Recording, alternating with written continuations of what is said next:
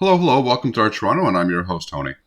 One of the problems that we've been facing here in our transit infrastructure in Toronto is the maintenance and replacement of our older trains on Line 2. Currently, the T1s are the oldest subway cars in Toronto, while the newer rocket trains specifically made for Toronto and Thunder Bay by Bombardier are operating on Lines 1 and 4. While these T1 subways are not necessarily at the end of their service life, there are some practical issues with their operation. Firstly, there is the logistical question of whether they are worth the investment in their upkeep instead of replacing them altogether. Then secondly, there is the matter of their accessibility, where they do not have the space in which wheelchairs and mobility devices can easily access these subway cars.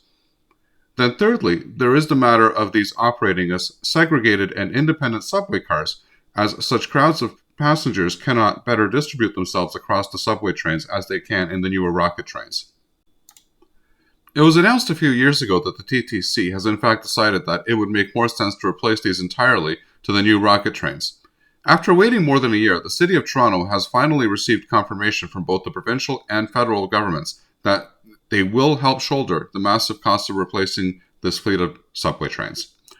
On Friday, the federal government announced it will give Toronto $758 million to buy new subway cars, signing on to a commitment the provincial government made last year as part of its new deal it promised for Toronto Transit. According to Finance Minister Chrystia Freeland, our government knows improving public transit is essential to ensuring our economy reaches its full potential. She goes on to say that the TTC needs new subway cars to keep up with the growing transit demands of our growing city. The subway car funding from Ottawa is part of a broader, long-term transit commitment that the federal government intends to follow through on. Toronto has been asking for help to buy a fleet of new subway trains to run on Line 2, Bloor-Danforth, as technical issues with the current fleet grew. The cost of buying new trains, however, was something the city said it simply couldn't handle on its own. This is one of those problems that is existential with the TTC. While the city is able to flip the bill for the operational costs of running it that the fares don't generate, getting funding to upgrade infrastructure is just simply not something that the city would be able to afford to do on its own. Last year, as part of the new deal with Toronto that also uploaded responsibility for the Gardiner Expressway to Queen's Park, the provincial government promised it would help with the costs of 55 new subway cars, on condition Ottawa pitched in too. With the confirmation of this new $758 million from Ottawa, Queen's Park said that its identical funding will also now follow.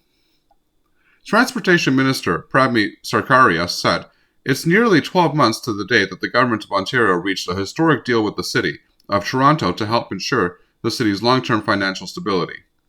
He goes on to say that after months of uncertainty, we're pleased to see the federal government step up. Toronto's current fleet of Line 2 trains is roughly 30 years old and are reaching the end of its useful life, according to transit experts. Transit in Toronto isn't just a local issue, it's a national one.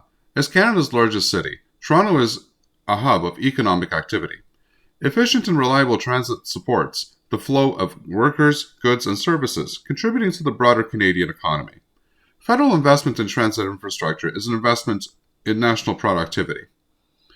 Over the past year, in particular, the TTC has been increasing its warnings about the state of Line 2, which runs from Scarborough in the east to Etobicoke on Toronto's western edge at Kipling Station.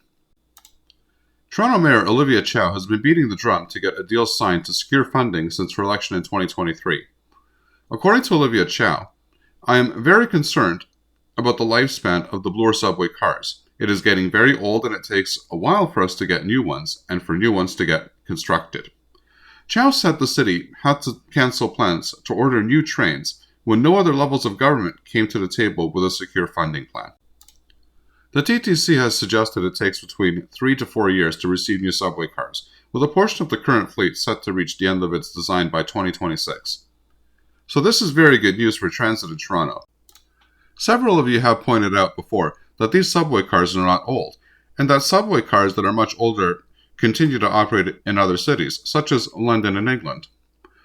Every case is a bit different in its own way. Subway cars are manufactured by different manufacturers, have different life expectancies and maintenance programs. I'm sure that if money is being spent on replacing these, that they need to be.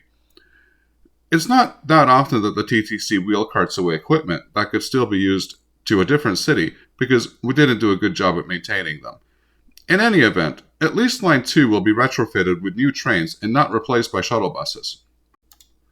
In case these older T1 subway cars end up going to another city, I don't think anyone will mind, so long as we replace them with new rocket trains. In the end, I think that it's a good investment, and a necessary one for our city. I think that there are the efficiency issues of keeping these older T1 models around, where that just makes no sense financially. I think that the TTC should really operate one type of modern train in the fleet that provides riders with consistency and at least the appearance of it. To me, it does not look very good when we have modern trains on one line and then older trains on the other. To me, it just makes Line 2 look less attractive. We may be very used to how things are here, but for people that may visit the city, this really sends the wrong message about Line 2 and the places along it. And impressions do matter. It almost makes it look like we have two different classes here in Toronto, and I think that this is why fleet consistency is so important. Then there is the matter of the efficiency of their operations. I did not know this until recently, and for those of you that are transit experts, you'll have to forgive me, that these new Bombardier rocket trains are intentionally made into one unit in order to evenly distribute passenger loads. I remember the days of riding on Line 1 when they were still using the T1 models on the line, especially during rush hour going south to downtown. Some subway cars would get crowded while others seemed relatively empty, so I think that this was a very smart idea. This is a bit of an aside, but I recently took a trip on Line 2, as I so infrequently do from time to time, and I noticed the second operator sticking his head out and looking before closing the doors. This is something you don't see on Line 1 and 4 anymore. It just seems so vintage, and it brings back memories. We won't get to see that in a few more years, I guess, but time and life marches on. When the TTC retires vehicles, they do keep a few of them around for historical purposes, and shall we call it sentimental value, such as the streetcars and buses. Even once these T1s are retired, I am sure that the TTC will keep some of these around in the yard. So I guess we'll see them marshaled along these lines on special occasions and open houses from time to time, as they are known for doing this. So not to worry, it won't be the last time that we see them. In the meanwhile, we can celebrate knowing that at least we can look forward to seeing new subways on Line 2 within the coming years. Now we will be able to turn our attention to other more pressing matters, such as expanding the subway lines to better serve the transit needs of our city. There are currently 2 subway extensions and 1 new subway being built in Toronto, so it's nice to know that the existing infrastructure is not going to be neglected. I hope that you liked the video. If so, please give it a like. If you're not subscribed and want to be notified of new videos that are released, please click on the Art Toronto button here. This is the video that I would recommend for you to watch next, and I'm sure that you're going to love it. Here's the playlist for all of the latest in transit news and views that you're going to find very informative and interesting. And finally, here is the latest video. Thanks for watching and happy transiting.